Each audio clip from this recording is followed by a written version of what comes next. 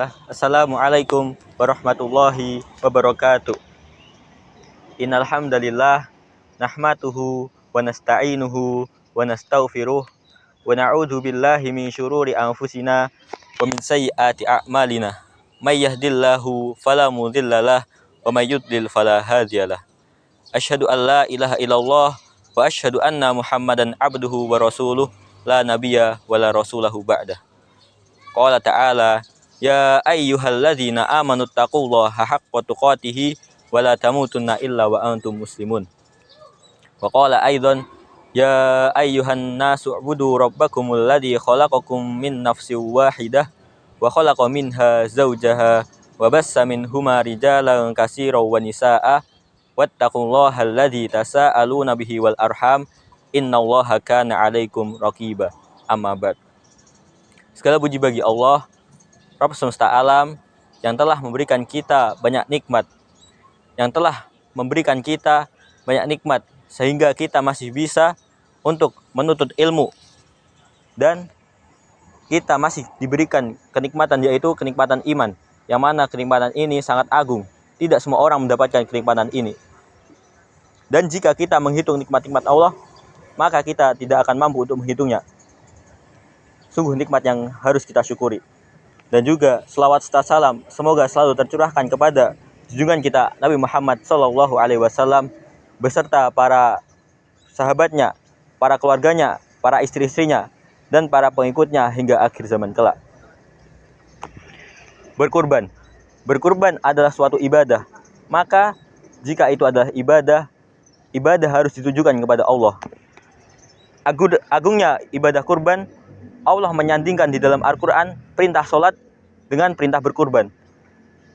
Allah Ta'ala berfirman di dalam surah Al-Kautsar ayat 2, Fasholli lirabbika wanhar, maka sholatlah untuk Rabbmu dan berkurbanlah. Dalil di atas menunjukkan bahwa agungnya perintah berkurban. Jika sholat adalah amalan badaniyah yang utama, maka berkurban adalah amalan harta yang utama. Dan jika sholat hanya ditujukan kepada Allah dan tidak boleh ditujukan kepada yang lain, maka berkurban harus ditujukan kepada Allah dan tidak boleh ditujukan kepada yang lain. Rasulullah SAW bersabda, la'anallahu man dzabaha li ghairillah. Allah melaknat orang-orang yang berkurban, yang ditujukan kurbannya kepada selain Allah. Dalil di atas menggunakan kata laknat yang berarti dosa besar. Dan barang siapa yang menunjukkan macam-macam ibadah kepada selain Allah, maka dia jatuh ke dalam kesyirikan. Dan dosa syirik tidak akan diampuni oleh Allah kecuali ia bertaubat. Dan pelaku syirik akan kekal di neraka. Dan juga syirik dapat mengeluarkan pelakunya dari agama. Ada sebuah kisah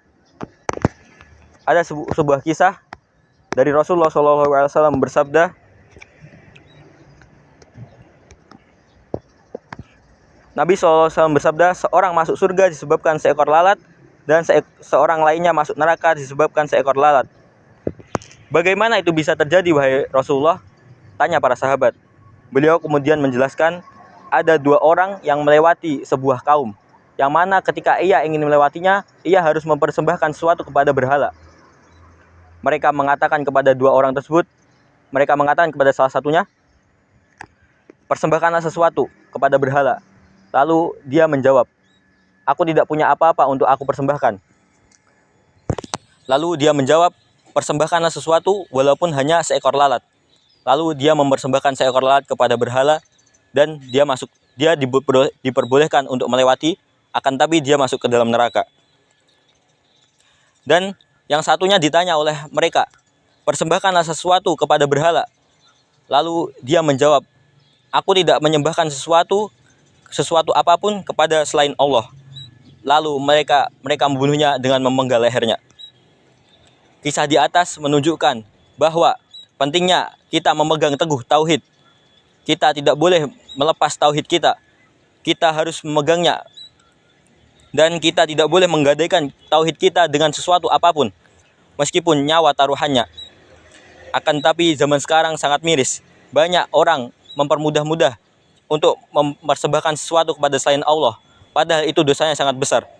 Banyak orang yang menyembahkan sesuatu kepada setan karena ingin dilindungi, padahal Allah sendiri yang menciptakan setan tersebut. Dan Allah lah yang memberi perlindungan. Semoga kita dijauhkan dari dosa syirik dan dosa-dosa lainnya. Kemudian di sini saya akan membahas yaitu tentang ziarah ke kuburan para wali. Rasulullah SAW bersabda, "La taj'alu buyutakum qabran wa la taj'alu qabri aidan. Fasallu alayya fa inna salatukum tablughuni haitsu kuntum." Artinya, la taj'alu buyutakum qabran, dan jangan jadikan rumah kalian seperti kuburan. Ya, ini yang dimaksud di sini adalah rumah yang tidak pernah dibacakan di dalamnya ayat-ayat Al-Qur'an. Itu akan menjadi gelap. Dan juga wala taj'alu qabri aidan, dan jangan jadikan kuburanku sebagai tempat perayaan. Dan juga shollu alayya fa in sholatukum tablughuni haitsu kuntum. Maka bersolatlah kepadaku karena selawat kalianlah yang akan sampai kepadaku. Berdasarkan hadis di atas, Nabi melarang untuk menjadikan kuburannya sebagai tempat perayaan karena Nabi takut umatnya jatuh ke dalam kesyirikan. Dan betapa mirisnya zaman sekarang, orang-orang bersusah payah untuk mengunjungi kuburan para wali. Mereka rela mengeluarkan hartanya untuk mengunjungi kuburan para wali dan beristighosah di sana atau meminta doa. Kemudian apa yang dilakukan seseorang ketika berada di kuburan? Ada dua, yakni yang disyariatkan dan yang dilarang. Yang disyariatkan yaitu ketika kita mengikuti tuntunan Rasulullah, yaitu ketika kita berada di kuburan, kita mendoakan seluruh umat dan seluruh umat Islam, kemudian kita mendoakan kerabat-kerabat kita. Lalu kita mendoakan saudara-saudara atau keluarga-keluarga kita. Kemudian kita harus berbuat baik kepada ahli kubur dengan cara kita mendoakan ampunan baginya atau mendoakan rahmat baginya. Kemudian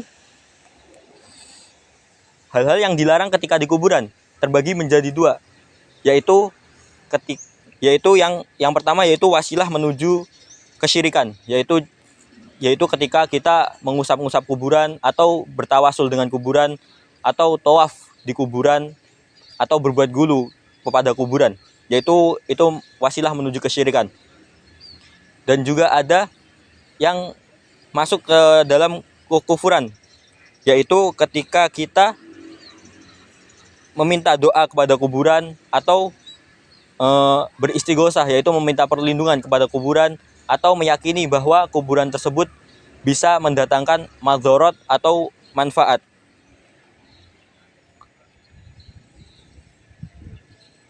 Kemudian juga yang dianjurkan ketika di kuburan, kita mengingat akhirat atau mengingat kematian, karena kita semua akan mati. Sekarang saya akan menjelaskan bagaimana hukumnya memakai kalung atau cincin yang dijadikan sebagai jimat. Nah, kan sekarang nih banyak orang-orang yang memakai cincin atau kalung untuk dijadikan jimat. Ia meyakini bahwa kalung tersebut bisa mendatangkan manfaat atau menolak bala atau menghilangkan madzarat. Nah, bagaimana hukumnya memakai tersebut? Ada dua hukum, yaitu wasilah menuju kesyirikan. Ketika kita memakai cincin atau kalung atau yang lainnya sebagai jimat, yakni kita mempercayai bahwa jimat tersebut tidak bisa menyembuhkan, akan tapi sebagai perantara, tetap Allah yang menyembuhkan. Itu wasilah menuju kesyirikan. Dan yang kedua, menjadi syirik.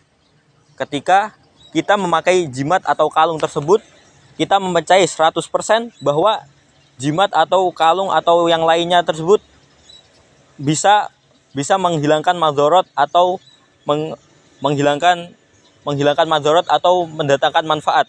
Nah, ini baru masuk ke dalam syirik.